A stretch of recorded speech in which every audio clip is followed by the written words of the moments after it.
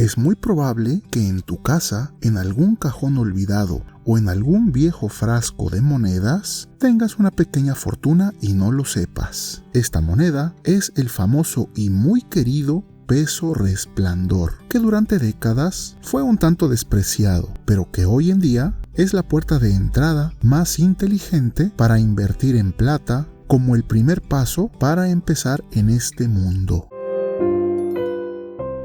Hay varias fechas y varios tipos de esta moneda, pero de entrada te digo que si tienes una de las más comunes, por lo menos tienes asegurados entre 400 y 600 pesos. Por otro lado, si llegas a tener la mítica fecha de 1920 o 1927 o incluso la llamada fecha prohibida de 1918, prepárate, porque en subastas recientes he visto que se vende hasta por 3,500 pesos.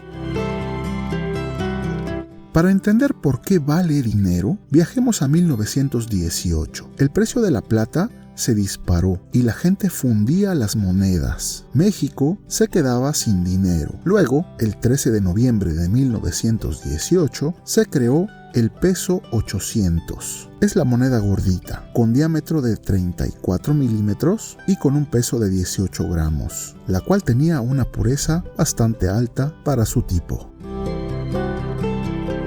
Ahora bien, algo muy interesante ocurrió, pues en decreto se prohibía su exportación bajo pena de prisión por el cargo de contrabando. Hoy en día, ¿sabes cómo saber si tienes una de ellas? Tienes que ver el anverso y revisar la parte de arriba del águila, justo a los costados de su cabeza. Si no tiene número, entonces estás de suerte. La ausencia de número indica que estás ante una de 800 milésimas de pureza de plata, y en subastas recientes, estas piezas alcanzan los 3,800 pesos, y a veces mucho más si tuvieras una totalmente nueva y sin circular. Pero ni la cárcel detuvo a la gente, así que en 1919 nació el peso 0,720. Le bajaron la ley y también el peso a 16,66 gramos, aunque conservó el mismo diámetro. Pero aquí está la magia. Se acuñaron millones y cada una tiene 12 gramos exactos de plata pura. Ahora bien, es momento de detenernos a apreciar su belleza, porque esto es historia entre tus dedos. El diseño del reverso es hipnótico, con el gorro frigio radiante. Este símbolo de libertad es universal. Incluso lo porta la personificación de la libertad en aquella pintura famosa de la Revolución Francesa llamada La Libertad guiando al pueblo de Eugène Delacroix, la cual es el ícono romántico más famoso. Aunque en videos pasados hemos ya mencionado que este gorro en realidad tiene su origen real en el gorro píleo que se le daba a los esclavos romanos liberados. Con un lente macro puedes ver la palabra libertad perfectamente grabada y definida en el gorro. Y un detalle exquisito que me encanta es la gráfila escalonada que rodea toda la moneda. Es un marco geométrico perfecto. Y si inclinamos la moneda, vemos el detalle exquisito y que la separa de casi todas las monedas comunes. Un canto parlante, definitivamente un canto hermoso con la frase independencia y libertad. Para mí es bellísimo y hace mucho que no tenemos una moneda de uso común con esta característica y ya nos urge volver a tener algo así para nuestro día a día.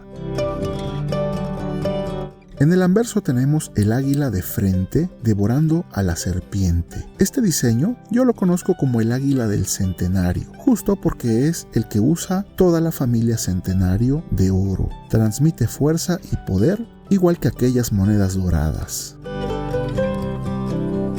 Pero volvamos al dinero. Ya buscamos la de 1918. Ahora lo que debes de buscar son las joyas de la serie 720. Y me refiero a los años 1920, 1921 y 1927. Estos años son especiales porque solo se acuñaron 5 millones de piezas. En el mercado actual, un peso de 1920 puede rondar los 1,200 pesos o más. mientras que algún otro común, como el de 1926 o similar, anda apenas en los 600 pesos o un poco menos.